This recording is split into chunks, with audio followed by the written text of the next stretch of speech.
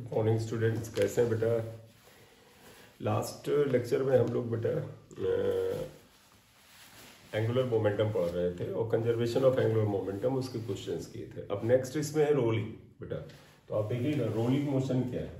देखिए रोलिंग का जब आप एग्जाम्पल जानिए तो सबसे पहले कि जब आप मोटरसाइकिल चलाते हैं या कार चलाते हैं या साइकिल चलाते हैं तो आप समझिए तो जब मोटरसाइकिल चलता है तो उसका पहिया बेटा अपने एक्सेल पर, उसका जो रॉड होता है धुरा हिंदी में कहते हैं, उसके चारों रोटेट भी करता है। साथ ही साथ मोटरसाइकिल या कार आगे बढ़ती है तो आगे भी बढ़ता है। यानी कि उस समय अगर आप व्हील को देखें तो जैसे तुम्हारा पंखा है, पंखे की जगह सिर्फ एक ही जगह घूमता नहीं है बल्कि वो आगे भी चलता है। यानी कि वो जब व्हील है आपकी बाइक का, मोटरसाइकिल का व्हील जब आगे बढ़ता है तो बेटा वो एक्सिल पर रोटेट भी करता है और आगे भी बढ़ता है, ट्रांसलेशन मोशन भी करता है। इसको रोलिंग मोशन कहते हैं।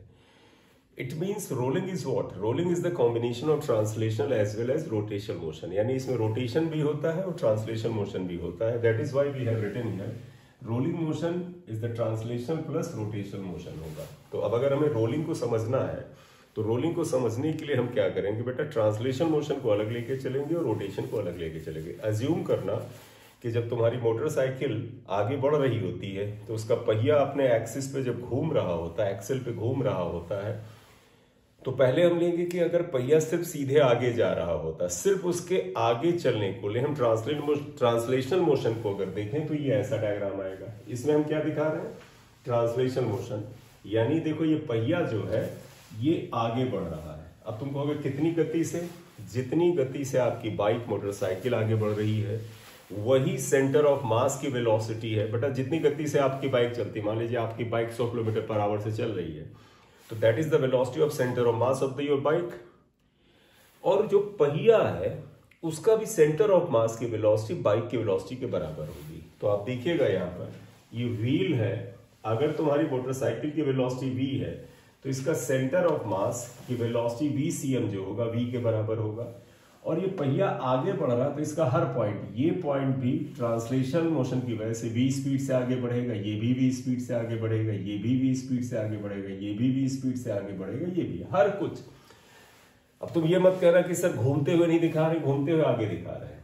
तो हमने पहले बताया कि पहिया जो है वो अपनी जगह पे रोटेट नहीं कर रहा है बल्कि सीधी लाइन में अगर चल रहा है। हम व्हील का आगे बढ़ना ही दिमाग में रखें तो ये डायग्राम बनेगा। अब हम कहें कि नहीं यार व्हील घूम भी तो रहा है, तो देखो बेटा here we are rotating the wheel with some angular velocity omega. पहिया बेटा घूमता भी है।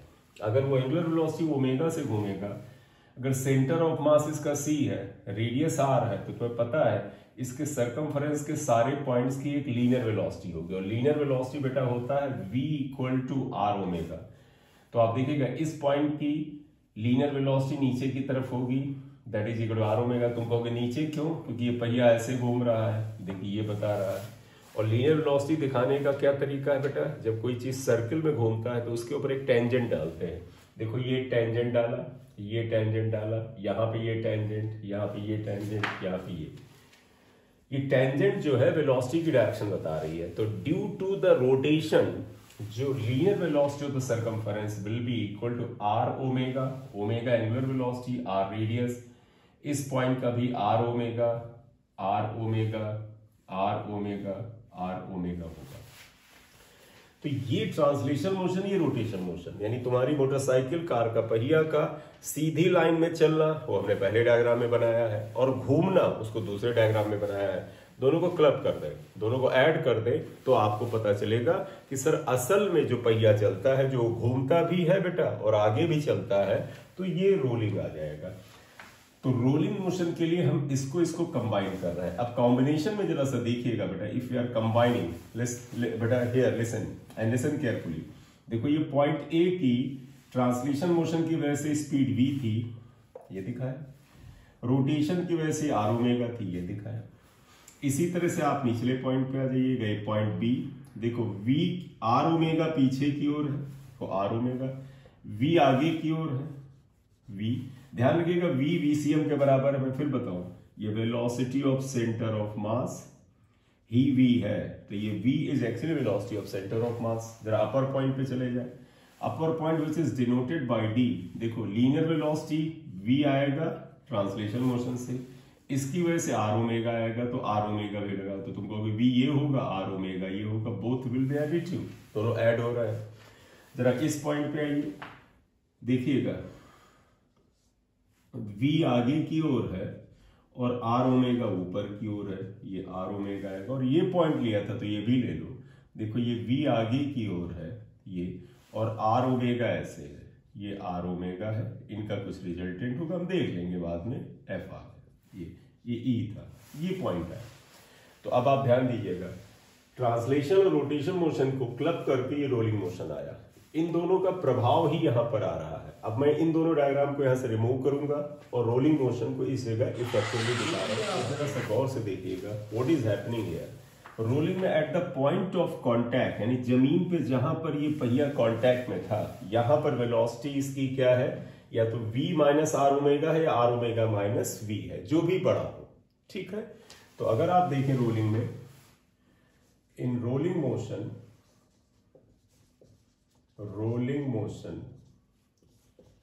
पहला पॉइंट लेंगे eight the point of contact, point of contact पे अगर आप लें, जिसे हमने बी से लिया है, अब कहोगे किसके कांटेक्ट में, ग्राउंड के कांटेक्ट में, जो पॉइंट बी से डिनोट किया है। देखिए नेट वेलोसिटी क्या आ जाएगा, अब अगर आपसे बोला जाए नेट वेलोसिटी या रिजल्टेंट वेलोसिटी लिख दो, resultant velocity is equal to v minus R omega. v को हम VCM भी लिख सकते हैं जब भी जरूरत लगे, ये आता है। लेकिन अब एक चीज और ध्यान रखिएगा कि तुम्हें पता है कि आर ओमेगा भी v के बराबर हो सकता है। तो यहां पर अगर हम कंडीशन लें तो हम इसी जगह पे लिख रहे हैं, फॉर, ये eight the point of contact को सिर्फ एक हेडिंग दे दीजिएगा, यहां पर ये आया, इस वेलोसिटी को आप ये लिख सकते हैं, यहां पर आया। अब आप देखिएगा for pure rolling, pure rolling का मतलब ये हुआ, देखिएगा बेटा, जो पहिया घूमता है और साथ ही साथ सीधी लाइन में भी चलता है, तो अगर वो एक चक्कर घूमे, बात को ध्यान से सुनिएगा, ये पॉइंट ए है और ये पॉइंट टॉप पे बी है, या बी हमने नीचे लिया तो ये ले लो, ये बी है और ये टॉप पर पॉइंट डी है।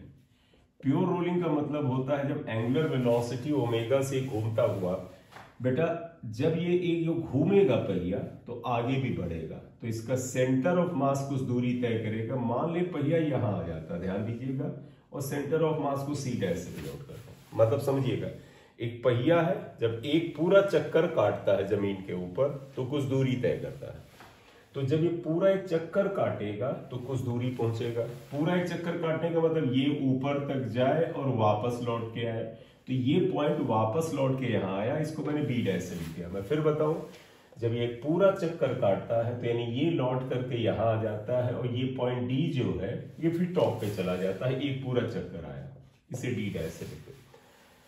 प्योर रोलिंग का मतलब ये होता है बेटा कि जब ये पहिया एक चक्कर काटे तो इसके सेंटर ऑफ मास के द्वारा तय की गई जो दूरी है, ये distance covered bye centre of मास को अगर हम डी से लिख दें तो इसके सेंटर ऑफ मास के द्वारा तय की गई दूरी, बेटा ये वही दूरी हुई जो मोटरसाइकिल के द्वारा तय की गई दूरी होती है, क्योंकि मोटरसाइकिल उतनी दूरी तय करेगा जितना उसका सेंटर ऑफ मास करेगा। तो सेंटर ऑफ मास के द्वारा तय की गई दूरी जो यहां तक है, ये बेटा इसके एक चक्कर में काटी गई दूरी है। एक चक्कर में दूरी कितनी काटता है, एवरीबॉडी नोज, जब एक सर्कल या कोई चीज जो गोल है ऐसे जब एक चक्कर घूमेगा तो अगर ये बीच में बगैर स्लिप हुए, बात को ध्यान से सुनिएगा, बीच में स्लिप नहीं, मतलब ऐसे ही घूमता घूमता यहां पहुंच जाए, तो फिर यहां से यहां तक एक चक्कर घूमने में इसने जो दूरी तय की है वो 2 पाई r के बराबर होनी चाहिए। तो मतलब क्या हुआ, तो what is the condition of pure rolling. Pure rolling की कंडीशन है कि मोटरसाइकिल के द्वारा तय की गई स्ट्रेट लाइन में दूरी या उसके पहिए के सेंटर ऑफ मास के द्वारा तय की गई दूरी D is the distance covered by the centre of mass, should be equal to distance covered in 1 revolution, एक पूरे चक्कर में कई गई दूरी के बराबर आना चाहिए। तो ये प्योर रोलिंग के लिए ये आना चाहिए। तो अगर ये है, तो अगर for pure rolling d should be equal to 2 pi r। अब आप बताइएगा, एक चक्कर में तय की गई दूरी को में जो टाइम लगता है, अगर हम उससे t ले लें तो आप उसे डिवाइड कर दो, d बाई टी आया, और इसे भी डिवाइड कर दो टी से, आर आया। बात को ध्यान से सुनिएगा, एक चक्कर काटने में आमतौर पे जो डिस्टेंस कवर्ड होता है उसको हम पीरियोडिक टाइम से लिखते हैं, तो वो पीरियोडिक टाइम या टाइम पीरियड से डिवाइड किया। डिस्टेंस अपॉन टाइम क्या होता है? वेलोसिटी। ये वेलोसिटी ऑफ सेंटर ऑफ मास होगा क्योंकि सेंटर ऑफ मास यहां से जा रहा है, और 2 पाई अपॉन टी ओमेगा होता है आर ओमेगा। तो इसका मतलब हुआ for pure rolling, what is the condition of pure rolling? कि velocity of centre of mass VCM which is denoted by V, जिसे हमने V से डिनोट किया है, that must be equal to R omega. तो अब आप ध्यान रख लो, रोलिंग की पहली कंडीशन क्या हुई कि सेंटर ऑफ मास के द्वारा सड़क पे तय की गई दूरी और उसके पहिए के द्वारा एक चक्कर में तय की गई दूरी अगर सेम है, तो इसका मतलब है पहिया कहीं पे स्लिप नहीं हुआ, कहीं फिसला नहीं, कहीं स्लाइड नहीं हुआ है, पहिया ऑर्डिनरी तरीके से घूमता रहा है। This is the condition of pure rolling. तो that is why we can say that what is the condition of pure rolling? Velocity of centre of mass should be equal to R omega. तो ये तो तुम्हें ध्यान रखना, this is the condition of pure rolling. तो आप क्या लिखोगे? Hence, condition of pure rolling is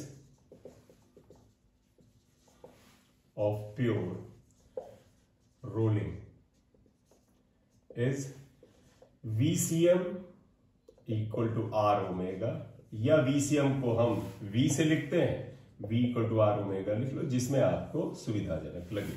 VCM लेके चलने में आसानी रहती है। आप यही इक्वेशन ये हम करेंगे, ठीक है? ये प्योर रोलिंग आ गई।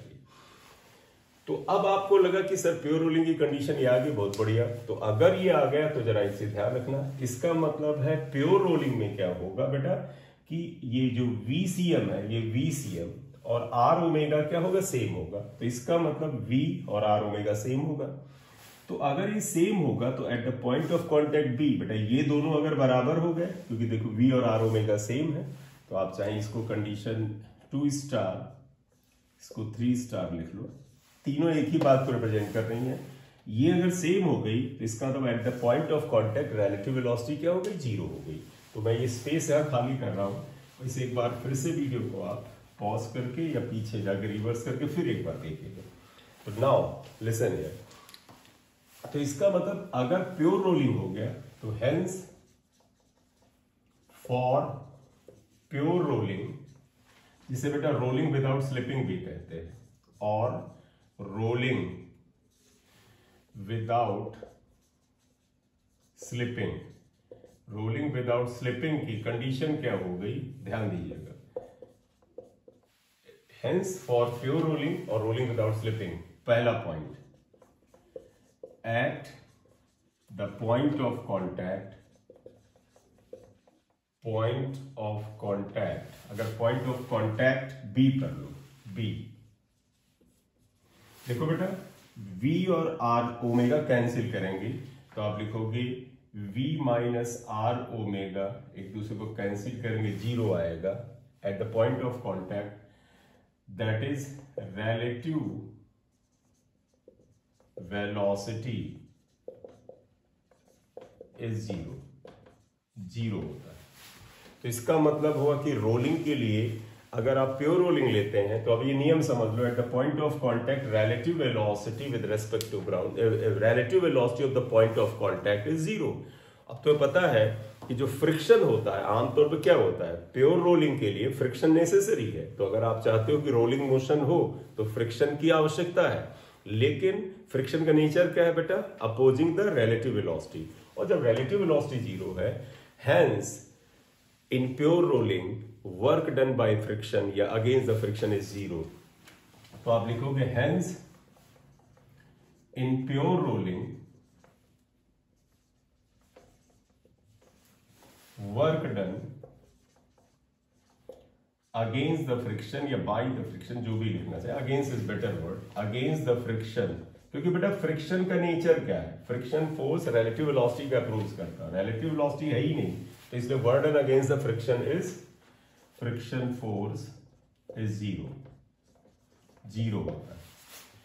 तो इसलिए प्योर रोलिंग में hence we can apply law of conservation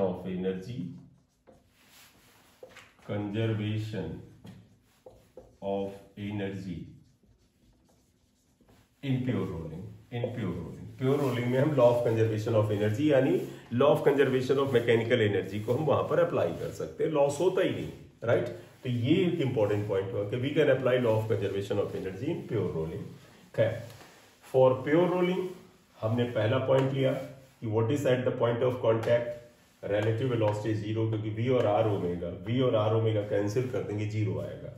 अब अगर मैं तुमसे करूं हाईएस्ट पॉइंट पर, तो देखो बेटा हाईएस्ट पॉइंट d पर r ओमेगा v सेम होगा, तो इसका मतलब यहां पर वेलोसिटी r ओमेगा को v रख लो, देखो r ओमेगा को v रख लो तो v प्लस v 2v होता है। मतलब आप समझिएगा, अगर आपकी मोटरसाइकिल v स्पीड से चल रही है तो आपकी जो पहिया होता है उसका जो ऊपर वाला हाईएस्ट पॉइंट होता है वो v प्लस v 2v डगनी स्पीड से आगे चलता है यहाँ पर, लेकिन प्योर रोलिंग होना चाहिए।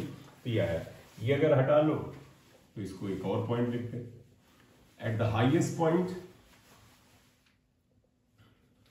तो आप आइएगा, ये हमने लोएस्ट पॉइंट ए यहां पर रखा था, it was at the lowest point B. अगर हम इसका सेकंड इस पॉइंट को मन हो 1 से ही लिख दो, सेकंड पॉइंट लिखिएगा एट द हाईएस्ट पॉइंट अगर हम डी ले लें तो आप देखिएगा v और r ओमेगा को भी लिखिएगा, तो आप लिखोगे net velocity is equal to v plus r omega को भी लिख दो तो v प्लस b यानी 2v होता है। तो हाईएस्ट पॉइंट की वेलोसिटी जो तुम्हारी मोटरसाइकिल या कार या जो व्हीकल है उसकी जो सेंटर ऑफ मास की वेलोसिटी के दुगने के बराबर होता है, ये भी ध्यान रखो। ये आईटी में तो कुछ न्यूमेरिकल आते हैं, उसमें कंसेप्ट जो होगा अप्लाई भी होता है। ये हाईएस्ट पॉइंट की वेलोसिटी ये आ जाती है। अब अगर हम अन्य पॉइंट पे ले लें, देखिए ए पर क्या होगा, v और r ओमेगा को भी लिख दो, इसको भी लिख सकते हो, इसको भी। तो अब हम क्यों ना इसको एक जगह पर बना लिया जाए, तो एक काम करते हैं, देयरफॉर इन प्योर रोलिंग हम एक अगर डायग्राम बनाए, कलेक्टिव एफर्ट अगर या कलेक्टिव रिजल्ट को अगर हम यहां शो करें तो ध्यान रखिए क्या है pure rolling, what is happening. ध्यान रखिएगा, at the point of contact B relative velocity 0 है, at the highest point D velocity 2v के बराबर है, जहां v linear velocity of centre of मास है, सेंटर ऑफ मास c की वेलोसिटी जिसे हम vcm से लिखते हैं ये v के बराबर है।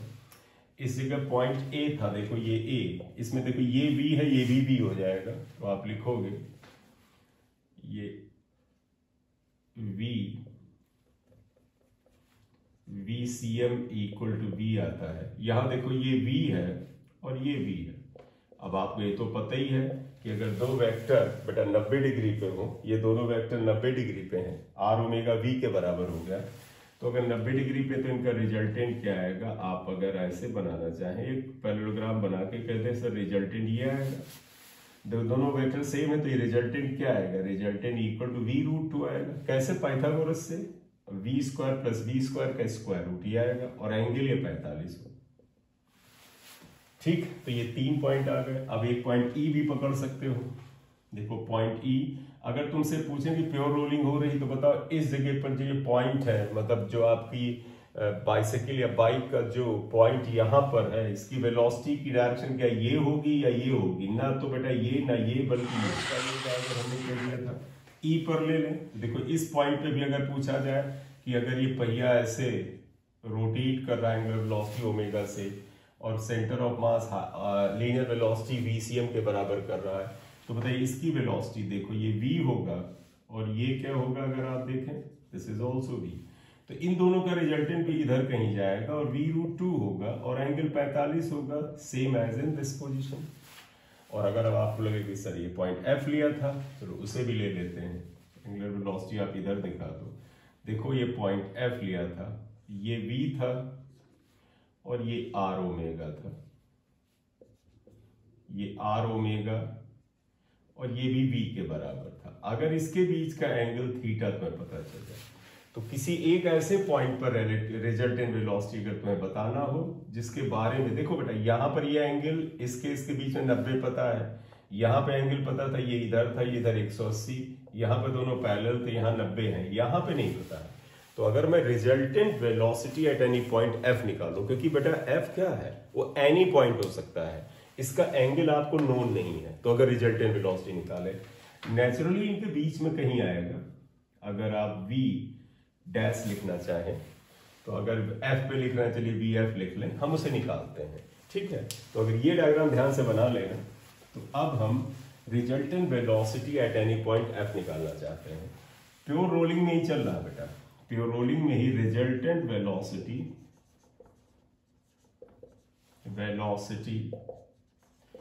एट एनी पॉइंट f हमने ले लिया। अब कहोगे f की खूबी, कहीं भी f ले लो बेटा, आप f यहां की बजाय यहां ले लो, यहां पे भी देखो एंगल कुछ ऐसे आ जाए। हमें एंगल से मतलब है, हम अननोन एंगल चाहते हैं थीटा है। तो तुम्हें पता है resultant velocity at any point f को अगर मैं vf लिख लूं, तो तुमको सभी को पता ये क्या होता है, अंडर रूट v स्क्वायर, बेटा ये r ओमेगा भी v के बराबर, पर v square plus 2v into v cos theta आता है। सिंप्लीफाई करना चाहे तो देखिए क्या आएगा, 2v square plus 2v square cos theta आता है। देखिएगा सिंस कॉस 2a का फार्मूला बेटा 2 कॉस स्क्वायर a माइनस 1 होता है, ये फार्मूला लगा रहा है। तो देयरफॉर बताइएगा, जब यहाँ 2a है तो यहाँ a आता है, तो अब हम यहाँ 2a को थीटा रखना चाहते हैं, तो cos theta equal to 2 cos square theta by 2 minus 1 आएगा बेटा। तो ये कॉस थीटा को इससे रिप्लेस कर सकते हैं, तो वेलोसिटी एट f जो आ जाएगा, v को मन हो बाहर निकालो, ये v बाहर है, 2 1 प्लस देखो ये आ जाएगा 2 cos square theta by 2 minus 1, ये कैंसिल होता है। तो अब आप देखिए तो vf आता क्या है, गौर से देखिएगा, देखो ये 2 स्क्वायर रूट से बाहर आ जाएगा, 2v आ जाएगा, cos square theta by 2 cos theta by 2 होगा। तो तुम चाहो इसे याद रख सकते हो रोलिंग में, कि किसी पॉइंट पर अगर दोनों प्योर रोलिंग है तो v सेम होता है, एंगल थीटा हो, तो रिजल्टेंट वेलोसिटी इज दिस, ये आप ध्यान रख सकते हैं कि ये होता है रिजल्टेंट वेलोसिटी, में इसे डायरेक्टली अप्लाई कर सकते हैं। क्लियर बेटा, तो यहां पर ये आ गया। तो अगर इसमें कई बार एक क्वेश्चन भी ऐसे पूछते हैं, देखिएगा आप इतना लिख लीजिए, फिर हम बताते हैं, ये इंपॉर्टेंट पॉइंट है। कोई क्वेश्चन नंबर हम चाहे स्टार यूज टू इससे रिलेटेड एक बड़ा इंपॉर्टेंट क्वेश्चन भी आता है, आप वो भी पकड़ सकते हैं। क्या कई बार ये पूछते हैं कि एक rolling body, pure rolling body की पेरिफेरी पर यानी सरकमफरेंस पर एक ऐसा पॉइंट लोकेट करिए जिसकी वेलोसिटी सेंटर ऑफ मास की वेलोसिटी के बराबर हो। तो अगर मैं यहाँ क्वेश्चन लेके चलूं, find out the position of point on the periphery of the at which velocity is equal to velocity of center of mass of the wheel if it performs pure rolling perform कर रहा है। एक important बड़े question है, आप अगर आप देखें क्या कहता है, एक ऐसा पॉइंट फाइंड आउट करिए उस पेरिफेरी पर, मतलब एक पहिया है बेटा, उसके आउटर रिंग पर एक ऐसा पॉइंट फाइंड आउट करिए जिसकी वेलोसिटी उसके सेंटर ऑफ मास की वेलोसिटी के बराबर, सेंटर ऑफ मास मतलब गाड़ी की वेलोसिटी के बराबर हो। तुमने ध्यान दिया हो व्हीकल की वेलोसिटी v थी, व्हीकल के सेंटर ऑफ मास की वेलोसिटी v थी, तो पॉइंट ऑफ कांटेक्ट बॉटम पे 0 थी, हाईएस्ट पॉइंट पे 2v थी, जो साइड में पॉइंट जो थे, अगर आप ध्यान दो, ये जो साइड में पॉइंट थे यहाँ और यहाँ, इनकी वेलोसिटी v रूट थी, लेकिन सेंटर ऑफ मास की वेलोसिटी जो है vcm v के बराबर है। तो कहते हैं ऐसा पॉइंट फाइंड आउट करो। अगर ये फार्मूला डायरेक्ट यूज कर दो तो हमारा आंसर जल्दी से आ जाएगा। सोल्यूशन में तुम्हें पता है कि ऐसा पॉइंट अगर हो, उसकी वेलोसिटी को हम vf से लिखें तो that is equal to vf cos theta by 2 होता है। और इन्होंने क्या बोला है, ऐसा पॉइंट फाइंड आउट करिए जिसकी वेलोसिटी उसके सेंटर ऑफ मास के बराबर हो, यानी vf should be equal to v। तो आपने इन्होंने क्या दिया, vf को लिख दो v, क्योंकि क्वेश्चन में दिया है। cos थीटा बाई 2, ये कैंसिल हुआ तो 1/2 equal to cos theta by 2। Half बेटा cos के किस एंगल की वैल्यू हाफ होती है? 60 के लिए, तो ये cos 60 equal to cos theta by 2। इसका मतलब 60 इक्वल टू थीटा बाई 2, इसका मतलब थीटा इक्वल टू 120। यानी जहां जहां पर, ध्यान दीजिएगा, जहां जहां पर लीनियर वेलोसिटी और रोटेशनल वेलोसिटी की एंगल 120 हो, वहां पर ये कंडीशन फॉलो होगी। मतलब आप ध्यान रखिएगा, the find out the position of the point, point की बजाय पॉइंट्स कर लो even, on which on the periphery of the wheel at which the velocity is equal to the velocity of the center of mass। ये 120 angle पर आएगा। मैं जरा locate कर रहा हूं तो आप देखो कह सकते हो सर ये पॉइंट कहां हो सकता है। देखो प्योर रोलिंग है, ओमेगा एंगुलर वेलोसिटी है, velocity of centre of mass VCM V के बराबर है। तो यहां पे तो ऐसा हो नहीं सकता, तुम कहोगे V सर इधर जाएगा, R ओमेगा बेटा इसकी वजह से इधर आएगा। ये पॉइंट यहां बन रहा है, जरा आप ध्यान दीजिएगा, देखो ये कुछ ऐसे जा रहा है point, velocity V, R omega, ये इनके बीच का ये एंगल 120 के करीब बनता है। और कहीं पर अगर बन रहा हो तो जरा यहां ट्राई करें, देखो ये V है और R ओमेगा कहां पर, आप ध्यान दीजिएगा, V इधर जाता है और R ओमेगा टेंजेंशियली जाएगा, ये R ओमेगा जो V है ये भी V के बराबर ही होता है प्योर रोलिंग में। तो यहां पर भी ये पॉसिबिलिटी बनती है 120 डिग्री, और मतलब कहीं इधर ये पॉइंट इस साइड होगा। और क्या इधर पॉसिबिलिटी है? नहीं बनती है, इधर नहीं। तो ये इधर कहीं दो पॉइंट होंगे जिन पे ये वेलोसिटी जो होगी वो सेंटर ऑफ मास के बराबर होने वाली है। क्लियर बेटा? तो आप इसे समझ लो। अभी हम प्योर रोलिंग की बात कर रहे हैं, हमने क्या लिया था? फॉर प्योर रोलिंग हम बातें कर रहे हैं, इसे करो। अब हम बात करें अगर रोलिंग ना हो, प्योर रोलिंग, प्योर रोलिंग में आया था कि VCM R ओमेगा के बराबर है। अब हम चाहते हैं कि रोलिंग विदाउट स्लिपिंग के बजाय रोलिंग विद स्लिपिंग अगर हो, तो इसी में हम कॉन्टिन्यूएशन में जानेंगे। तो अगर हम कहें रोलिंग विद स्लिपिंग, विदाउट नहीं बेटा, विद स्लिपिंग, स्लिपिंग होनी चाहिए ये, तो इसका मतलब समझिएगा जरा, मैं फिर डायग्राम बनाऊंगा। एक पहिया है बेटा मोटरसाइकिल का, कार का, व्हीकल का, उसका सेंटर ऑफ मास है, वो कुछ वेलोसिटी VCM से चलता है जिसे हम V से डिनोट कर रहे हैं।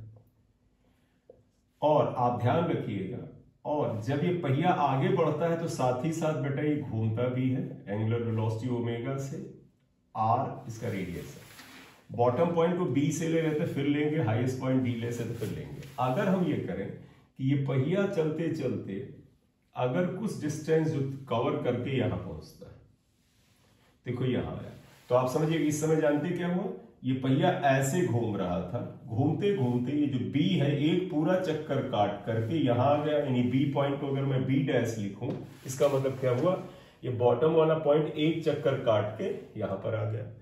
इस समय ऑब्वियसली बात, जब ये पॉइंट चक्कर करके यहां आ गया तो D वाला पॉइंट चक्कर काट के ऊपर चला गया। ये D डैश पे लिख दो, ये तो C डैश लिख दो, ये D डैश है। ये तो उतनी वेलोसिटी VCM से चल रहा होगा, V है।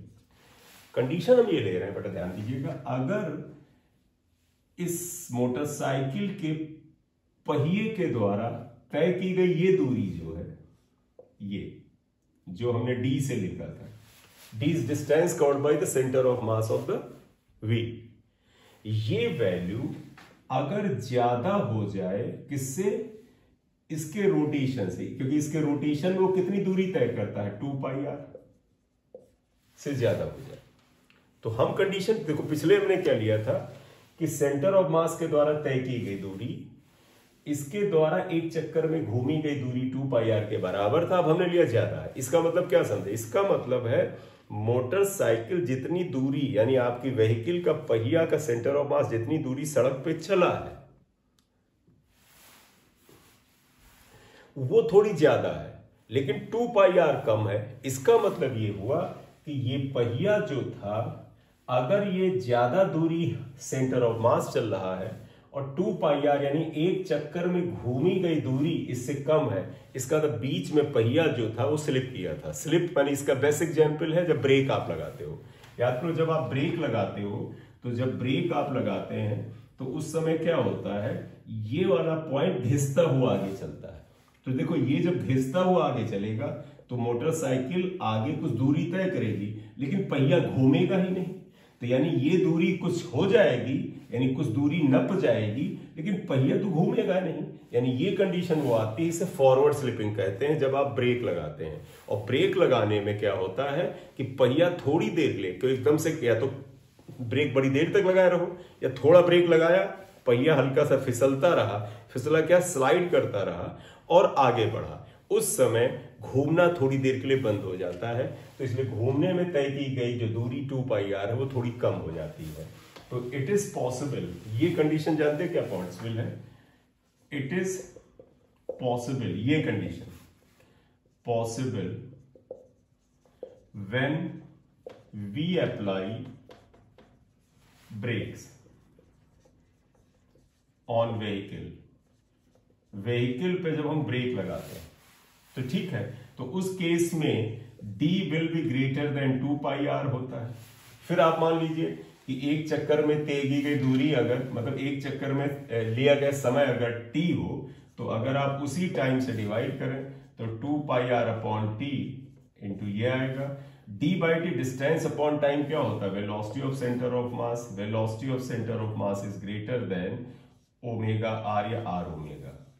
तो जब ध्यान रखना, प्योर रोलिंग की कंडीशन थी कि VCM r ओमेगा के बराबर था, लेकिन अगर VCM is greater then r omega, अगर ये, और अगर तुम्हें याद दिलाए तो याद करो, ये VCM होता था, r ओमेगा ये पीछे होता था, और अगर ये बड़ा होगा तो इसका मतलब है ये व्हीकल फॉरवर्ड स्लिपिंग, जब ब्रेक लगाते हैं तो फॉरवर्ड डायरेक्शन में स्लाइडिंग होती है ये। तो this is the condition of forward sliding. तो this is the condition of forward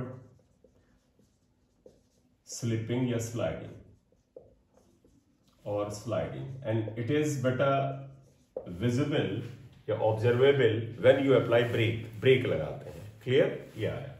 तो हम रोलिंग विद स्लिपिंग कर रहे हैं, तो देखो ये फॉरवर्ड स्लिपिंग हो रहा है, अभी स्लिपिंग हो रहा है। इसमें देखिएगा रोलिंग विदाउट स्लिपिंग में हम केस 1 लिए थे, और अगर आप केस 1 की हेडिंग बनाना चाहें तो कह सकते थे फॉरवर्ड स्लिपिंग। ये था फॉरवर्ड स्लिपिंग, ये हमने केस 1 को पढ़ा फॉरवर्ड स्लिपिंग। तो it was the case of forward slipping.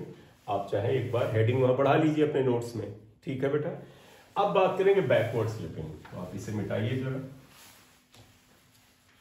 और हम बात करेंगे बैकवर्ड स्लिपिंग। इसका केस 2, मैं रोलिंग विद स्लिपिंग की बात कर रहा हूं। अब हम ये बात करें तो बैकवर्ड स्लिपिंग, केस 2 ले रहे हैं बैकवर्ड स्लिपिंग। बैकवर्ड स्लिपिंग का बता हम क्या केस ले रहे हैं कि मान लीजिए एक व्हीकल है, उसका पहिया सड़क पे रोल कर रहा है, और जब इसका सेंटर ऑफ मास यहां से यहां तक गया, वेलोसिटी ऑफ सेंटर ऑफ मास ये है, वही रहेगी भाई, जितनी आपकी गाड़ी की गति है वही सेंटर ऑफ मास की वेलोसिटी। इस समय इसके सेंटर ऑफ मास के द्वारा सड़क पे तय की गई दूरी अगर 2πr बेटा क्या होता है? पहिए के द्वारा एक चक्कर में तय की गई दूरी से कम हो। ऐसा कब होता है बेटा?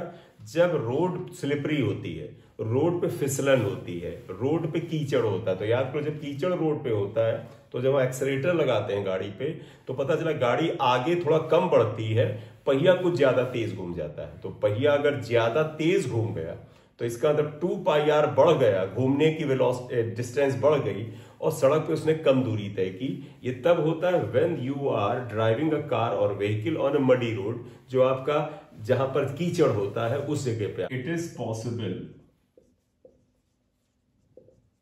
ऑन अ स्लिपरी रोड जहां पे फिसलन हो बेटा, यानी मडी रोड होना चाहिए, रोड पे थोड़ा सा मड होना चाहिए, कीचड़ होना चाहिए। और इस केस में क्या होता है, आपकी गाड़ी थोड़ी सी दूरी तब कम तय करती, पहिया ज्यादा नाचता है, इसका मतलब इसकी ये डिस्टेंस ज्यादा है, d is less then 2πr। अगर एक चक्कर घूमने में दूरी को हम टाइम को t से ही लें तो t से डिवाइड करें, डिस्टेंस अपॉन टाइम VCM होगा, is less then r omega या ओमेगा r आएगा। तो अगर बेटा VCM आप देखो यहां पर आप बना लो, तो ये VCM भी होता था, इस जगह आप लगा तो r ओमेगा भी होता था। तो अगर r ओमेगा बड़ा है तो इसे आप क्या लिखोगे? आप इसे लिखोगे बैकवर्ड स्लिपिंग। तो this is the condition of this is the condition of backward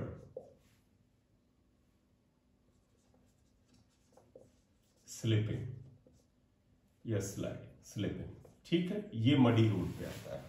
तो ओवरऑल बेटा आप देखिएगा, रोलिंग में हमने 3 कंडीशन बनाई। पहली चीज जो सबसे इंपॉर्टेंट है, मैं एक छोटा सा रिवीजन कर लूं यहां पर, क्या what is the condition of pure rolling. Pure rolling की कंडीशन है कि at the point of contact velocity of centre of mass R omega same होना चाहिए, नहीं V C M is equal to R omega. ठीक है, तो V equal to R omega is the condition of pure rolling. अब pure rolling में क्या होता था, at the point of contact relative velocity 0 था, इसलिए फ्रिक्शन के प्रेजेंस होने के बावजूद, फ्रिक्शन के प्रेजेंट होने के बावजूद law of conservation of energy pure rolling में हम लगा सकते हैं। उस समय हाईएस्ट पॉइंट की वेलोसिटी क्या थी, 2v हो जाती थी प्योर रोलिंग में। इस पॉइंट की वेलोसिटी v√2 हो जाती थी। एक इंटरमीडिएट पॉइंट जो कहीं पे लिया जा सकता है, उसकी वेलोसिटी हमने निकाला था 2v cos θ/2 था।